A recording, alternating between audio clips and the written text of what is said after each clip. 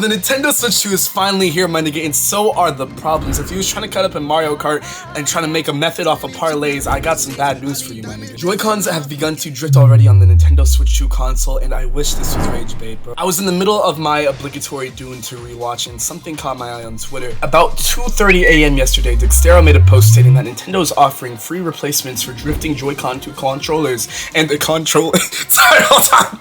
The Switch 2 controller still includes the same part causing drift in the older model, and problem plaguing the Switch since its conception is spun back in the big 2025, bro, and I'm just confused, my nigga. I feel like Aaron, how he was moving back in 2019 makes so much more sense to me now. Realizing your timeline is compromised and forsaken because of a bunch of bitch-ass niggas inhabit it is crazy work. At this point in the video, you're probably wondering yourself, how is drift still an issue? How is it overlooked? And why is this nigga not wearing any clothes? Which is fair. I just got out of the shower and I'm trying to keep my momentum going with the whole day I have ahead of me, but if you're curious, I got you. So if somehow you are lucky enough to not have to understand what Joy-Con drift is on a personal level, or you just need help conceptualizing how it's come back on a new gen console, I do urge you to not be deceived, because if you look it up word for word, bar for bar, it states that the Joy-Con drift is where the joystick moves on its own, is often caused by wear and tear on the joystick's internal components, dust and debris buildup, and potentially a fundamental design flaw in the joystick's construction. Now, I immediately had to retake my look at this whole definition myself, because there's a major issue. This is what a lot of news articles do, especially New York Times, where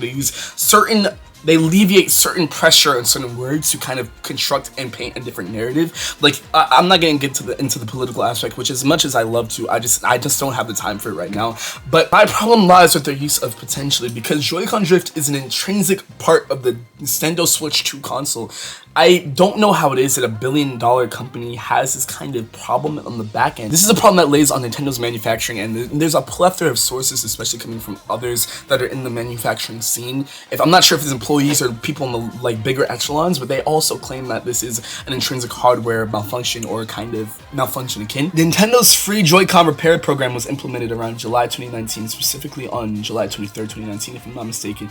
And this was apparently right after a lawsuit that they just had after the fact, which is crazy to think about, that they had to apply pressure just to fix the issue. Now, y'all already know my position on Nintendo's inadvertent, wait, hold on, if you're unfortunate enough to know me already, my whole position with their anti-consumer, inadvertently or not, their anti-consumer policies is so, it saddens me, bro. Like, I deadass do not want to be talking about Nintendo in a bad light, even though they're a conglomerate. I usually don't give a fuck in general about bigger companies, but it's like, bro, I hate feeling this way, because like, I just came from the midnight Nintendo Switch launch, which is, again, it was honestly impeccable. I love turning up with a bunch of the people in the community that I didn't have the chance to meet in person yet. That shit was dope. And again, if I met you, I was kind of out of it because I was bouncing in and out of fucking transit and all this other shit I got on the back end, but it was a pleasure meeting y'all. Thank you so much for being so kind and graceful and interacting with me. I appreciate it too.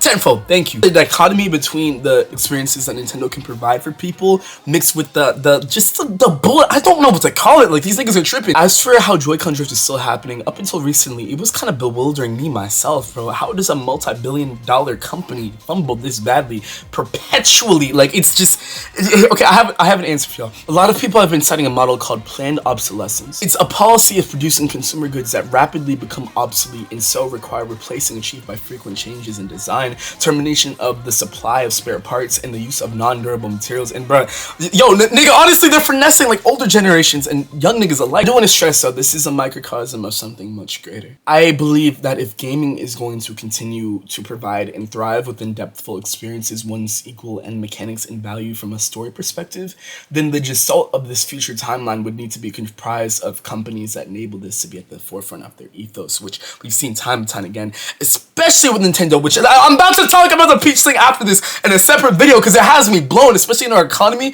How do you like treat someone who's been with your company for years and has kind of put a staple and one of your biggest titles, just like sweeping the rug underneath? I'm gonna get to that. I'm gonna leave it there for now, because I gotta go hang out with my niggas later and I gotta edit this bitch up, and we're playing Deltarune later, which I'm so appreciative that the content